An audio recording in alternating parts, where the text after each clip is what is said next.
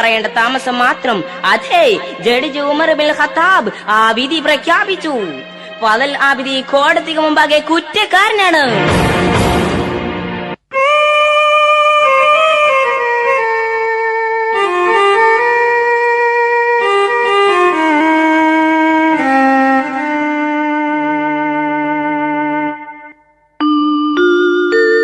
ആകാശഭൂമി വിറവിറച്ചു നിന്ന നേരമേ, ആകാശലോകവാസികൾ കരഞ്ഞ രംഗമേ, സ്വർഗീയ റാണി സുന്ദരികൾക്കാകെ മൗനമേ, സന്തോഷം എവിടെയോ മറഞ്ഞൊളിച്ച നേരമേ, വിധി കേട്ടു അന്തരീക്ഷമാകെ ശോകമൂകമേ, ശോകമൂകമേ, വിധി കേട്ടു അന്തരീക്ഷമാകെ ശോകമൂകമേ.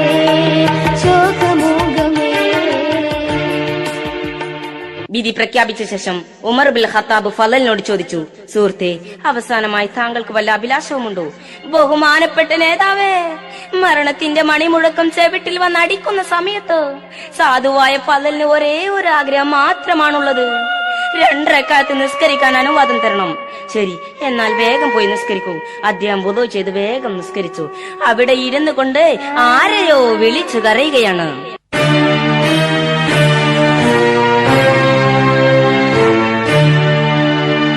ഹബീബിന്റെ മരുമകനെ, അലിയാരിൽ തങ്ങളെ,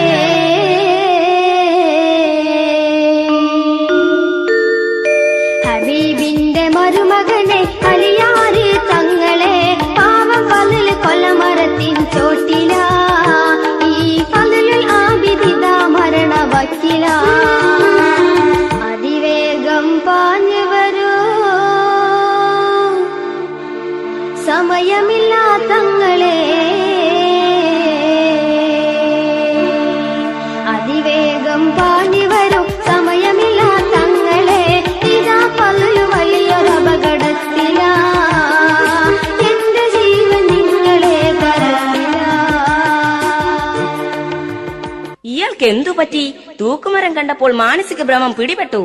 അലിയാർ തങ്ങൾ കൂഫയിലല്ലേ കിടക്കുന്നത്? ആദ്യം ഒരു കേസിന്റെ വിധി പറയാൻ പോയതല്ലേ?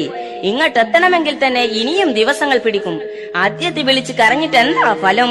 ജനങ്ങൾ പലതും പറയാൻ തുടങ്ങി. ഫളൽ നിസ്കാരം കഴിഞ്ഞെഴുന്നേറ്റു. അദ്ദേഹത്തെ തൂക്കുമരത്തിലേക്ക് അതാ കൊണ്ടുപോകുന്നു. മരണം കൊലക്കാരന്റെ രൂപം പൂണ്ട് തന്റെ മുന്നിൽ വന്ന് നിൽക്കുമ്പോൾ പെട്ടെന്നത് ആകാശം കറുത്തിരുളുന്നു.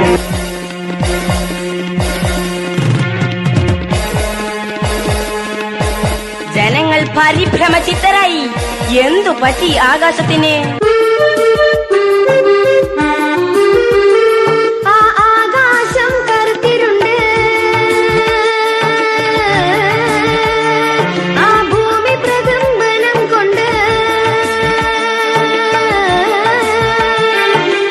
ആകാശം കറുത്തിരുണ്ട്, ഭൂമി പ്രകമ്പനം കൊണ്ട്, അതവർ നാരാതുൽ ദുൽഖുദീന പുറത്തലിയോരാ,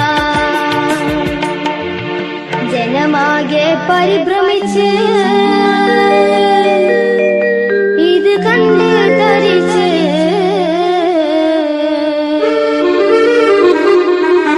ജനമാകെ പരിഭ്രമിച്ച് ഇത് കണ്ട് തരിച്ച്, അലിയോര് ചൊല്ലി ഇബ്നു ഖത്താബേ, അനുവാദം വേഗു വീണ്ടും ഹിസാബേ.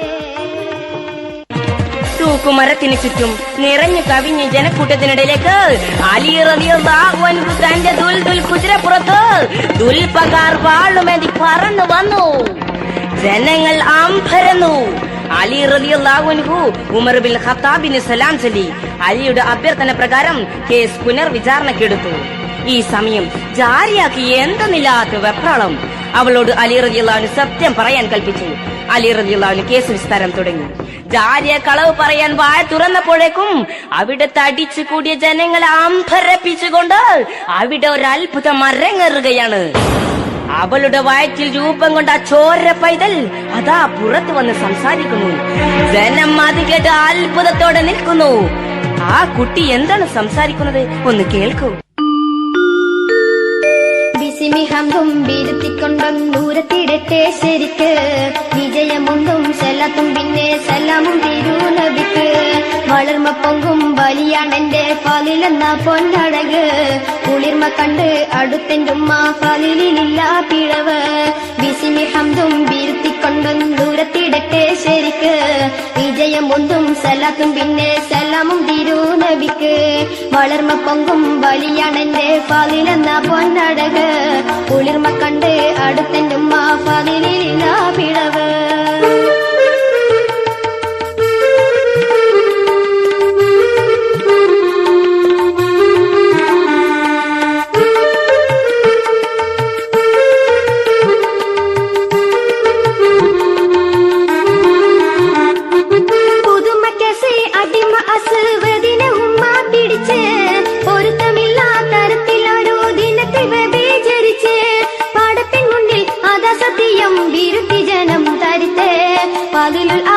അവരെ കുറ്റം പറഞ്ഞതല്ലേ വെറുതെ മൊഴി ശ്രവിച്ച് പകല് മുത്തിൻ മനസദാ പുഞ്ചിരിച്ച് ഒഴിந்த ഉടൻ പൈതലത അവിടെ വെച്ച് മരിച്ച്.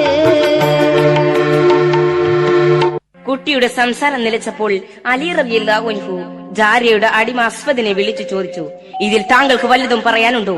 ഉണ്ട് നേതാവേ. അടിമ എല്ലാ രഹസ്യങ്ങളും പുറത്തു പറഞ്ഞു. ഇത് കേട്ടപാടെ ജനങ്ങൾ ഇളകി മറിഞ്ഞു.